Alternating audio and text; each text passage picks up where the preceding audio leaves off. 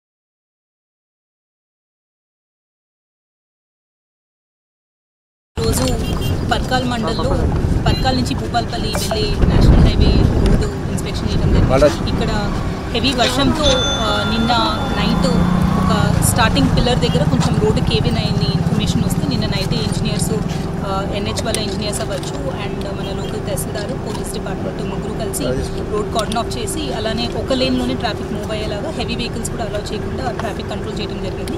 ఈరోజు మార్నింగ్ నుంచి వర్క్స్ కూడా స్టార్ట్ అయినాయి అండ్ కంపాక్షన్ చేసి ఈ రోడ్డు లేటెస్ట్గా ఈరోజు ఈవినింగ్ కల్లా ఫుల్ షేప్లో రిస్టోర్ చేసే ప్రయత్నం.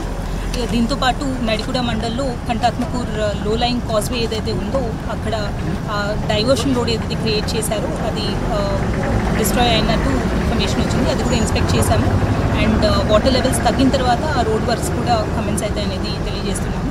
అండ్ ఇప్పటి వరకు మనకి దాదాపు ఒక 40 mm రెయిన్ఫాల్ వచ్చింది. ఇక్కడ కూడా మేజర్ ఇబ్బందులు ఏం లేవు. అండ్ అదేవిధంగా మనము హెల్త్ డిపార్ట్మెంట్కి ఆశా వర్కర్స్ ఏఎన్ఎంస్ అందరూ కూడా ఫీల్డ్లో అందుబాటు ఉండాలి అని ఇన్ఫర్మేషన్ ఇవ్వడం జరిగింది. వాళ్ళు ఇంటింటికి వెళ్ళి ఏమైనా జ్వరాలు కానీ ఏమైనా ఉంటే అవన్నీ కూడా పబ్లిక్కి అందుబాటులో ఉండాలి అని చెప్పి తెలియజేశాము. దాంతోపాటు మన శానిటేషను ప్లస్ అలానే డిలాపిడేటెడ్ బిల్డింగ్స్ ఏమైనా ఉంటే పంచాయతీరాజ్ డిపార్ట్మెంట్ మున్సిపల్ డిపార్ట్మెంట్ కూడా వర్షం తగ్గింది కాబట్టి ఇప్పుడు బురద కానీ సిల్ట్ ఇవన్నీ క్లియర్ చేసుకోవాలి అని.